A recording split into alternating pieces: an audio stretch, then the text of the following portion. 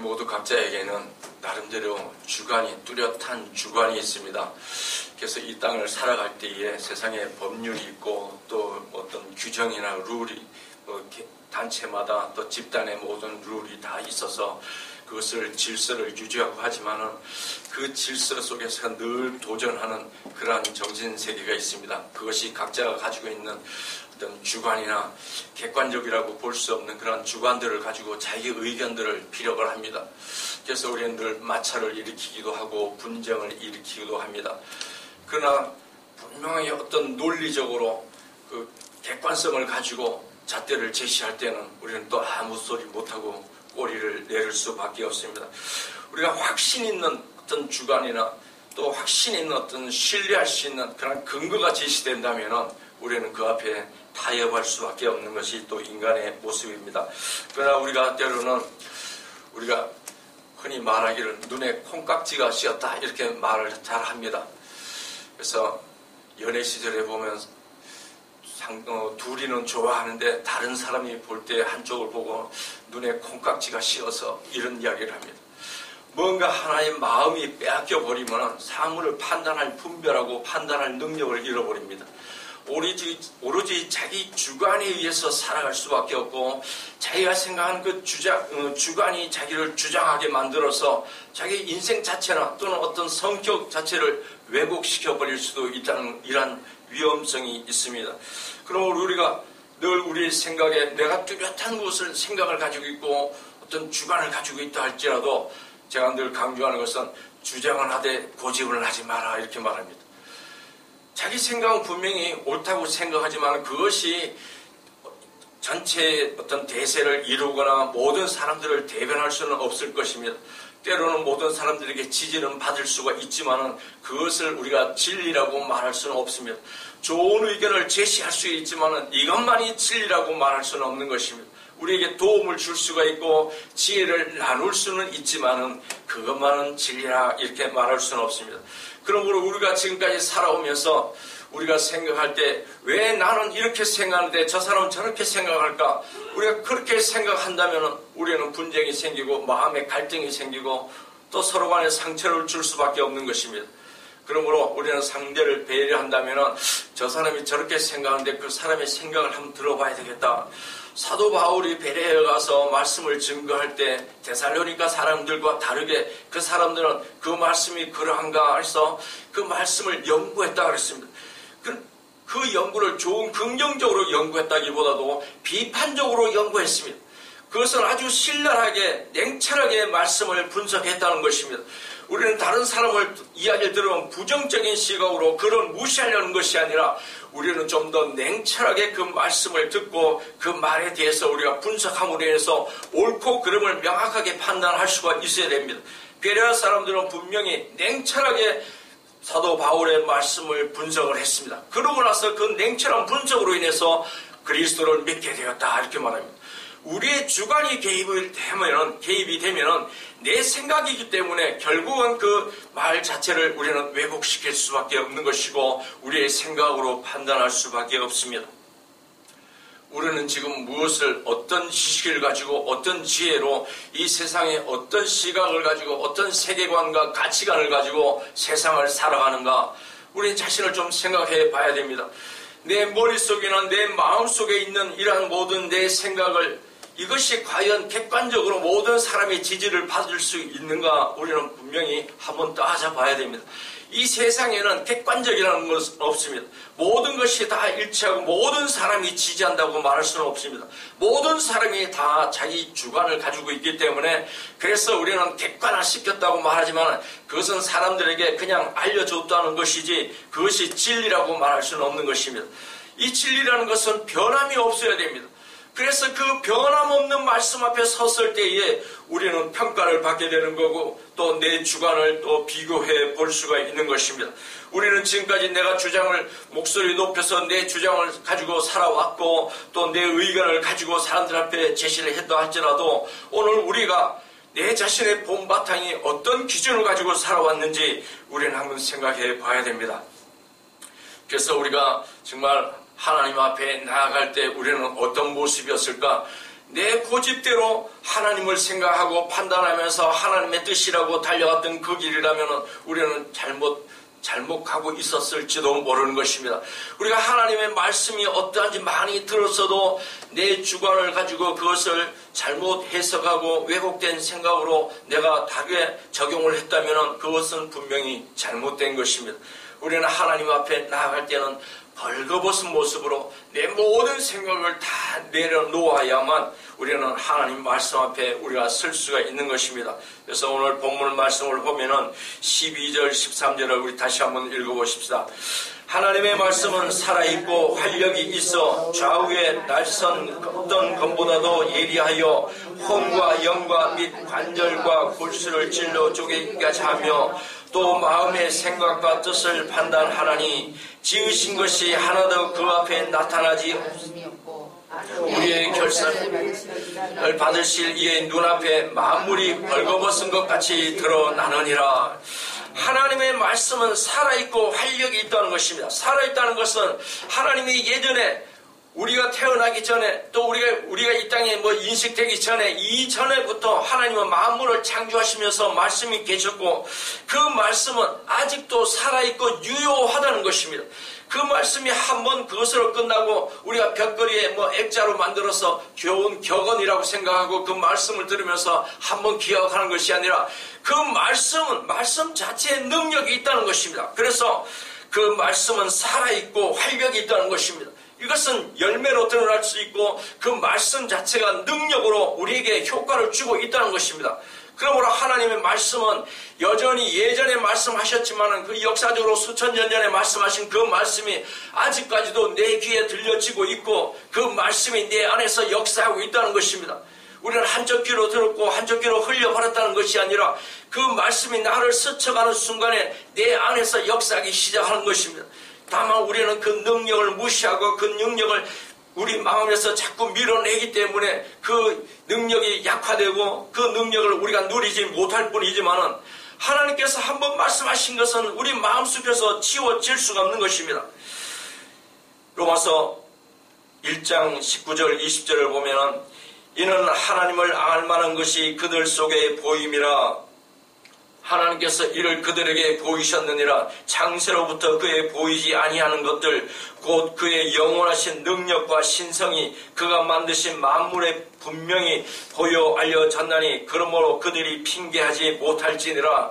하나님께서 말씀이 계셨고 그 말씀이 우리 삶 속에서 스쳐 지나갔기 때문에 우리는 만물을 보면서 하나님 앞에 우리가 양심이라는 것을 느끼게 되고 잘잘못을 깨닫게 되고 또 만물을 지으시는 어떤 능력자라는 존재를 우리는 늘 인식하게 되는 것입니다. 그러므로 우리에게는 두려움이 있어서 어떤 절대권자한테 엎드리게 되고 도움을 요청하는데 하나님을 올바로 깨닫지 못하기 때문에 우리 눈에 보여지는 큰 바위나 나무나 큰 산이나 이러한 것들을 보고 그것을 하나님으로 착각하고 그 앞에 만들어지고 또는 부어서 주문을 만들거나 나무를 깎아서 만들어 놓고 그것을 절대권자라고 우리가 오해하고 그 앞에 엎드리는 것입니다. 분명히 하나님의 존재를 우리에게 알게 하셨으므로 절대권자가 있다는 것을 우리 모두는 다 알고 있으면서 그 아는 지식이 부족해서 우리 생각대로 그 형상을 만들어 놓고 그 앞에 도움을 요청하는 것입니다.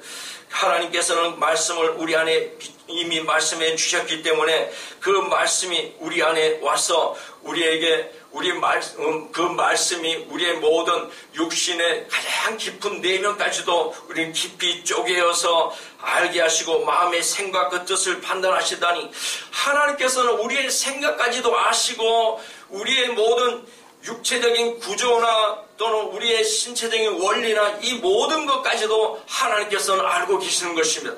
하나님께서 이 모든 것을 지으시고 이 지으심 가운데 하나님의 능력이 배어들어 있기 때문에 우리는 매 순간마다 우리의 몸속에서 역사하시는 하나님을 느낄 수가 있는 것이고 우리의 생각도 하나님께서 다 읽힌 바가 되는 것입니다. 그러면 하나님께서는 우리가 무엇을 필요로 하고 또 무엇으로 인해서 아파하고 또 무엇으로 인해서 분노를 일으키고 우리의 삶 속에 늘 함께 하시는 하나님이신 것입니다. 하나님이 태초에 지으실 때 말씀으로 우리를 지으시고 지으실 때에 우리 마음속에 이미 계셨기 때문에 우리는 늘 하나님 앞에 감추어질 수가 없는 것입니다. 그러므로 지으신 것이 하나도 그 앞에 나타나지 않음이 없고 우리의 결산을 받으실 이의 눈앞에 만물이 벌거벗은 것 같이 드러나느니라.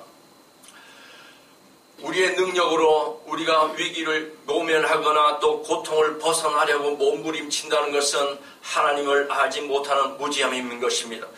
하나님께서 만물을 지으실 때 이미 하나님의 뜻이 우리 안에 새겨져 있기 때문에 우리는 우리가 말하는 것 같이 하나님과 교통하지 않는 것 같지만 이미 하나님의 영이 우리 안에 계셔서 우리의 생각을 다 읽으시는 것이고 우리가 말하기 전에 이미 우리의 모든 생각을 다 파악하고 계시는 것입니다. 그러므로 우리는 하나님 앞에 감추어질 수가 없는 것입니다. 하나님께서는 우리의 모든 필요를 아시기 때문에 예수님께서도 우리에게 말씀하십니다.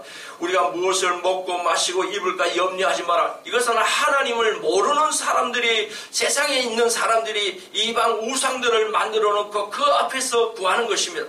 하나님은 하나님을 아는 지혜를 주셨음에도 하나님이란 존재를 모르기 때문에 하나님 같은 존재를 만들어 놓고 그 앞에 가서 하나님은 우리의 모든 필요를 이미 알고 계신 것을 우리에게 알려주셨음에도 불구하고 그 하나님을 모름으로 이 우상 앞에 가서 내가 이런 것을 필요하는 이것을 나에게 허락해달라고 우리는 그러한 존재들에게 우리의 필요를 구합니다. 하나님께서는 이 모든 것을 이미 아시고 우리 머리카락의 숫자까지도 아신다고 우리에게 분명하시고 우리가 무엇을 필요로 한지 아시는 것입니다. 그러므로 우리가 날마다 구하는 것은 하나님의 뜻이 무엇인지 하나님의 다스림을 구하라고 예수님께서도 늘 말씀해 주셨습니다. 오늘 우리는 우리의 주관으로 우리의 의지로 또는 우리의 상식과 또는 세상이 주는 지식으로 세상을 분별하고 세상을 살아왔습니다.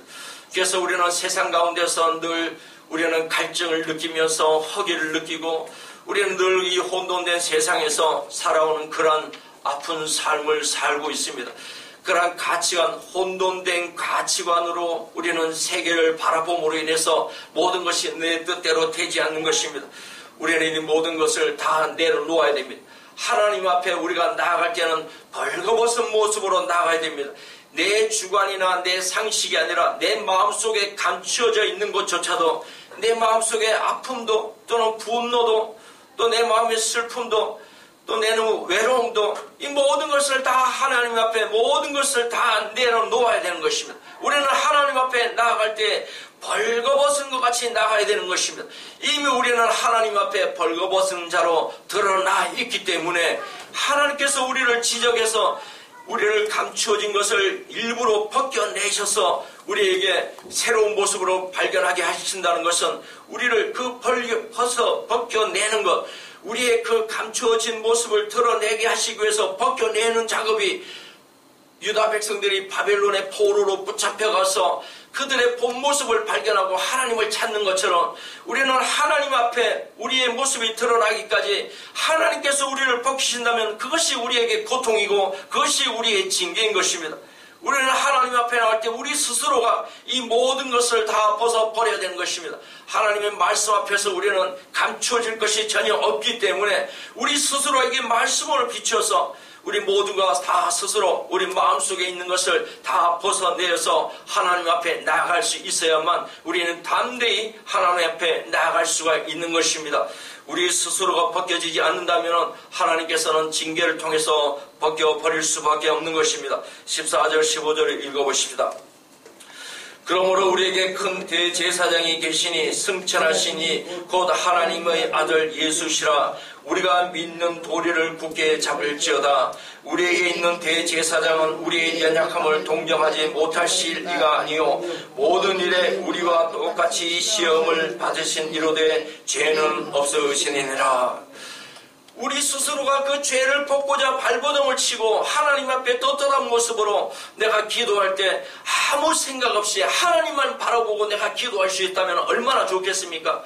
그러나 우리의 삶 속에서 묻어나는 그런 모든 생각들이 우리의 생각 속에 침범하고 우리의 생각을 혼란스럽게 만들어서 하나님과의 관계를 우리가 순전한 모습으로 하나님과 관계하며 기도하고 교제하기를 좋겠지만 우리의 근심과 염려, 내일을 향한 불안, 또 두려움, 이런 것들이 우리 마음속에 들어와서 우리의 기도 속에 섞여서 하나님 앞에 엎드리는 것입니다. 하나님은 우리의 기도를 그렇게는 받으실 수가 없습니다. 하나님은 우리를 아신다고 말씀하시지만 하나님의 온전한 자녀로 받을 수가 없는 것입니다. 우리의 모든 그 얼룩진, 그 죄에 얼룩진 그런 모습을 가지고 하나님 앞에 담대히 나아갈 수가 없는 것입니다. 어떤 죄라는 것이 우리의 발목에 족쇄가 되어서 하나님 앞에 나아갈 수도 없게 합니다. 그래서 그러므로 우리에게 큰 대제사장이 계시니, 대제사장은 백성들과 하나님 사이에서 우리의 죄로 가로막혀 있는 그 담장의 중간에 서서 중보 역할을 하는 것입니다. 우리의 죄를 하나님 앞에 가지고 나아갈 때 자기 죄를 먼저 속죄를 받고 그리고 지성소에 들어가서 하나님 앞에 우리의 죄의 용서함을 구할 수 있는 것이 대제사장입니다. 그러나 대제사장조차도 성소에 들어가서 죄의 용서함을 받는 핏부림이 없다면 그는 결국 지성소에 들어가기 전에 죽어버릴 수밖에 없습니다. 하나님의 앞에 나아갈 때는 죄 없는 존재가 중보를 역할을 할 수가 있는 것입니다. 우리는 하나님 앞에 나아갈 수 없습니다. 그러나 예수 그리스도께서 우리의 대제사장이 되어서 중보자가 되신다는 것입니다. 대제사장이 계시니 승천하시니 곧 하나님의 아들 예수시라. 우리가 믿는 도리를 굳게 잡을지어다. 우리가 예수님께서 우리의 참 대제사장이라고 말할 수 있는 것은 우리의 중보자라고 말할 수 있습니다. 그러나 예수님께서 왜 대제사장으로 될 수가 있는가? 제사장들은 늘 하나님 앞에 나아갈 때, 지성 들어갈 때 날마다 자기 죄를 먼저 용서받는 피 흘림의 제사를 지내야 되지만 예수 그리스도께서는 한 번 십자가에 못 박혀 죽으심으로 그 피 흘림으로 모든 죄를 용서받으시고 그 용서받으심과 함께 우리 모든 죄를 함께 용서받으시고 이제는 죄 없는 몸으로 부활하셔서 하나님 우편에 앉아 계셔서 여전히 우리를 위해서 중보하고 계시는 것입니다. 그러므로 우리는 예수 그리스도를 대제사장으로서 우리의 중보자로 예수 그리스도가 하나님 우편에 계신 것을 우리가 믿는 믿음이 우리 가운데 있어야 되는 것입니다. 우리는 하나님 앞에 나갈 자격이 없습니다. 그러나 예수님께서 이제는 하나님께서 그를 죄 없는 몸으로 부활하게 하셔서 하나님 우편에 앉아 계시게 하시고 그 예수님께서 우리를 위해서 중보하심으로 우리의 중보자가 되시는 것입니다. 우리는 예수 그리스도를 믿는 믿음이 없다면 우리는 하나님 앞에 나갈 자격이 없습니다. 우리는 하나님 앞에 그냥 나가면 죽을 수밖에 없는 것입니다. 하나님 우리에게 죄값을 물을 것이고 죄는 정령 죽으리라 말씀하셨기 때문에 우리 스스로가 하나님 앞에 나갈 때는 우리는 죽은 분인 것입니다. 그러므로 우리는 중보자 되시고 대제사장 되신 예수 그리스도께서 하나님의 우편에 앉아 계셔서 나를 위해서 중보하고 계신다는 그 사실을 확실히 믿는 믿음으로 우리는 하나님 앞에 나아갈 수가 있는 것입니다. 우리는 예수 그리스도를 믿는 믿음이 없다면 우리는 하나님과 교제할 수도 없습니다. 그 예수님은 어떤 분이실까? 15절에 우리에게 있는 대제사장은 우리의 연약함을 동정하지 못하실 이가 아니요 모든 일에 우리와 똑같이 시험을 받으신 이로되 죄는 없으시니라. 예수님은 이 땅에 태어나실 때부터 가장 천한 자리에서 태어나셨습니다. 우리가 경험하기 힘든 그런 경험부터 시작하셨습니다. 말이 먹는 말먹이통에 말구유에서 처음에 태어나셨습니다. 우리는 아무리 가난한 자라도 아이를 놓을 때는 그러한 자리에서 놓지 않습니다. 그나마 있는 모든 것을 동원해서라도 가장 좋은 곳에서 아이를 놓기를 원합니다. 그러나 예수님께서는 그런 자리조차도 없었고 모든 환경이 열악한 가운데서 말먹이통에서 태어날 수밖에 없는 그런 환경에 처해졌고 그 성장 모든 과정은 어려운 상황 속에 있었던 것입니다. 그리고 그 마지막도 결국은 십자가에 못 박혀 죽으시는 그런 모습. 그러나 예수님이 그 살아오는 33년의 그 세월 동안에 예수님이 겪은 것을 보면은 우리는 예수님의 삶 속에서 우리가 인생 평생을 살아오면서 겪어보지는 못할 모든 경험들을 예수님께서는 모든 것을 다 경험하셨습니다.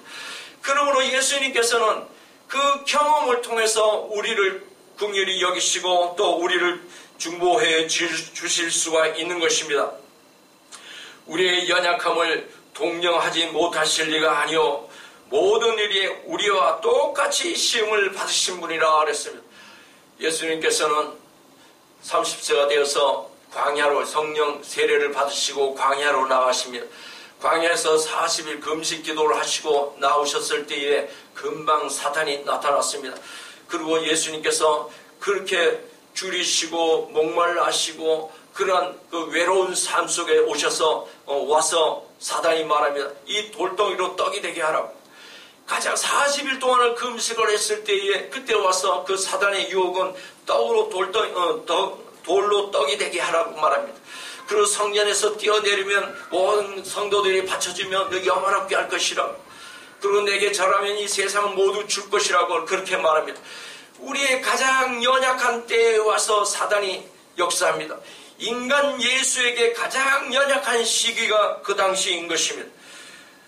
신명기 25장 17절부터 19절을 보면은 너희는 애굽에서 나오는 길에 아말렉이 내게 행한 일을 기억하라. 곧 그들이 너를 길에서 만나 내가 피곤할 때에 내 뒤에 떨어진 약한 자들을 쳤고 하나님을 두려워하지 아니하였느니라. 그러므로 내 하나님 여호와께서 내게 기업으로 주어 차지하게 하시는 땅에서 내 하나님 여호와께서 사방에 있는 모든 적군으로부터 내게 안식을 주실 때에 너는 천하에서 아말렉에 대한 기억을 지워버리라. 너는 잊지 말지니라.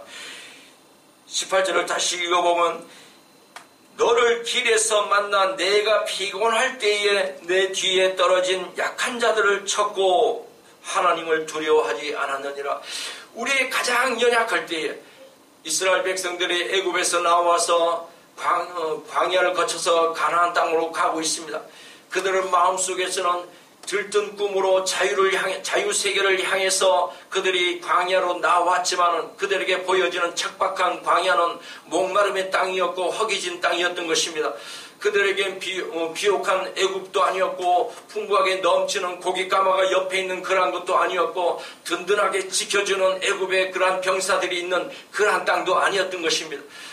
그들의 낙심하고 좌절하는 그러한 상황 속에 목마르고 배고픈 그러한 상황 속에 아말렉이라는 군대가 그들을 침범해서 그 피곤하고 연약한 삶 속에서 그들을 공격하여 그들을 무너뜨리려고 하는 것이 이러한 아말렉 같은 존재들입니다.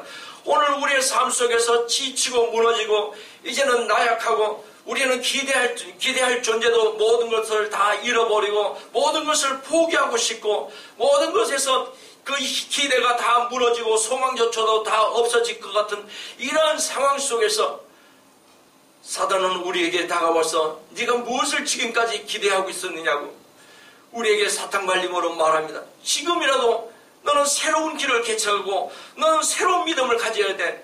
너는 지금 이 길로 가서는 너에게 소망도 없고 꿈도 없어. 우리에게 좌절과 또 실망을 우리에게 안겨줍니다. 사단은 끊임없이 너는 내 말을 들으면 이 돌이 떡이 될 수가 있고 너는 성전에서 뛰어내리면 다 모든 사람들이 너를 영화롭게 받아줄 것이고 네가 내 말에 굴복하면 내가 이 세상 모든 다스리는 권세를 너에게 허락할 것이므로 너는 교회를 떠나 하나님을 안 믿어도 돼. 내가 너를 도와줄 수 있어. 오늘날 우리 가장 연약할 때 사단은 우리에게 와서 그렇게 시험을 합니다. 예수님도 광야에서 나오셨을 때 그러한 시험을 받으신 것입니다. 오늘 우리의 모든 아픔 속에 예수님이 함께 하시고 우리의 모든 아픔을 당해 보셨기 때문에 우리를 품어주실 수가 있고 이렇게 고난 가운데서 감당할 수 없는 어려움에 처해 있을 때 예수님께서는 하나님을 향해서 저들을 보시옵소서. 나도 감당하기 힘들어서 정말 피같이 땅을 흘리며 하나님 앞에 그 고통이 두려워서 기도했을 때 그 모습을 생각하며 주님, 아버지여, 내가 아버지의 아버지의 부름대로 뜻대로 순종하기 위해서 내가 십자가의 길을 가지만은 내가 얼마나 고통스럽고 두려웠었는지 아버지께서 아실 것입니다. 이 백성들이 지금 이 고난 가운데서 얼마나 두렵고 떨며 그 삶이 얼마나 힘드신지 아버지께서는 아실 것이니 아버지께서 도와주시옵소서.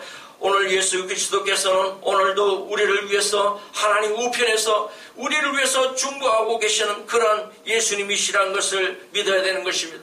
하나님께서는 예수님의 말씀을 거절할 수가 없는 것은 예수님의 모든 행위를 통해서 죄도 없으시지만은 아버지의 뜻대로 모든 아버지의 그 피조물들을 생명을 다시 회복하기 위해서 그 수치와 고난과 죽음까지도 당하셔서 모든 이름이 그 무릎 앞에 무릎 꿇게 하시는 아버지 하나님의 영광이 그 아들에게 있으므로 그 아들을 무시할 수 없는 것입니다. 예수 그리스도께서도 오늘도 우리를 향해서 중보하시며 기도하십니다. 16절을 같이 한번 읽어보십시다. 그러므로 우리는 긍휼하심을 받고 때를 따라 돕는 은혜를 얻기 위하여 은혜의 보좌 앞에 담대히 나아갈 것이니라. 우리는 긍휼하심을 받고 때를 따라 돕는 은혜를 얻기 위하여 하나님은 그리스도를 통해서 우리의 관계를 회복하셨기 때문에 우리를 더 이상 죄인 취급하지 않으십니다. 우리를 존귀한 자로 삼으시고 내가 너를 지어노라 내가 너로 인하여 기뻐하노라 이 말씀을 계속 하시며 우리를 그 모습으로 회복하기를 원하시는 하나님이십니다. 그러므로 우리를 늘 불쌍하게 돌아보시고 우리를 하나님 자녀로 회복되기를 원하시는 그 하나님이십니다. 그러므로 우리는 긍휼하심을 받고 때를 따라 돕는 은혜를 얻기 위하여 때를 따라 돕는다는 것입니다. 이 때라는 것은 적재적소를 말합니다. 하나님의 그 적절하신 시기를 말합니다. 우리가 원하는 그러한 시기가 아니라 우리의 생각은 끝이 없습니다. 나는 바닥까지 내려왔으니 이제는 하나님께서 나를 도우실 차례야. 그 바닥이라는 기준을 누가 정하느냐 하는 것입니다. 우리의 바닥이라는 것은 우리의 생각인 것이고 우리의 욕심인 것입니다. 더 이상 내가 그런 상황에 처하고 싶지 않은 그러한 욕심인 것이며 내 생각이 아직까지 살아있기 때문에 우리는 그렇게 말할 수가 있습니다. 그러나 어느 때가 되면 이제는 주님 뜻대로 하시옵소서. 우리는 아무것도 할 수 없고 나는 무능하고 무지하고 주님의 뜻조차도 깨닫지 못하고 주님께서 내가 사람들 앞에 이렇게 비웃음을 당하며 이렇게 아파할지라도 주님의 뜻을 굽히지 마시고 주님 뜻대로 하시옵소서. 십자가를 향해서 가는 예수님도 말씀하셨고 또 욥도 결국은 하나님 앞에 굴복할 수밖에 없는 것은 내가 이렇게 고통을 당하고 사람들에게 비웃음거리를 당한다 할지라도 내가 크리스찬으로 이 세상에 살면서 고난 가운데 있고 비웃음을 당하고 손가락질을 당한다 할지라도 하나님께서 살아계시면 분명히 나를 존귀한 자로 회복해 주실 줄로 믿습니다. 그 믿음으로 우리는 하나님 앞에 은혜를 구하는 것이고 하나님의 때는 하나님께서 원하시는 때인 것입니다. 그러므로 우리가 하나님을 원망하여 불평하고 또 우리가 날짜를 계산해서 이제는 주님의 때일 줄로 믿습니다.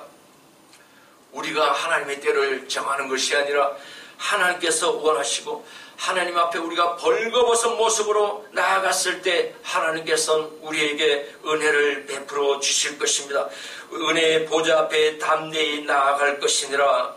돕는 은혜를 얻기 위하여 은혜의 보좌 앞에 담대히 나아갈 수 있는 것은 이전의 위험으로 우리를 심판하시고 우리를 징계하시는 그런 하나님의 보좌가 아니라 이제는 우리가 죄 없는 몸으로 벌거벗은 몸으로 하나님 앞에 나갈 때는 우리를 징계하고 심판하시는 그 하나님의 보좌가 이제는 은혜의 보좌로 변화되는 것입니다. 우리가 먼저 하나님 앞에 부끄러움 없이 그 말씀에 비춰봐서 부끄러움 없이 벌거벗은 모습으로 변화되었을 때 우리를 심판하시는 그 보좌는 우리에게 은혜의 보좌가 되어서 우리에게 은혜를 베풀어 주실 것입니다.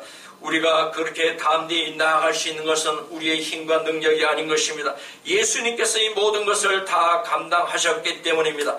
예수님께서 요한복음 16장 33절에 보면 환난을 당하나 담대하라 내가 세상을 이기었노라. 하나님 예수 그리스도께서 이 세상의 모든 죄로 인해서 우리가 환난을 당할지라도 그 모든 죄값을 치르시고 이제는 그 죄값을 다 이기시고 일어나셨으므로 이제는 담대히 세상을 나아갈 수가 있는 것은 하나님의 은혜가 우리 안에 임했으므로 하나님의 은혜로 인해서 우리는 세상에 담대히 나아갈 수가 있는 것입니다.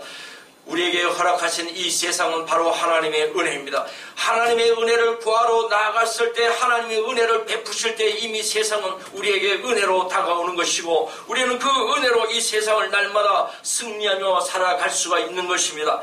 오늘 우리는 하나님 앞에 담대히 나아갈 길이 무엇인가 다시 한번 돌아보면서 우리에게 두껍게 껴있고 또 겹으로 또 껴있고 있었던 우리의 감춰진 모습들을 다 벗겨내고 세상적인 모습을 다 드러내고 하나님께서 지으신 그 원래의 모습으로 회복하고 벌거벗은 모습으로 하나님 앞에 담대히 나아갈 때 하나님께서 약속하신 그 모든 축복이 여러분의 것이 될 것을 주님의 이름으로 축원합니다. 기도하겠습니다. 하나님께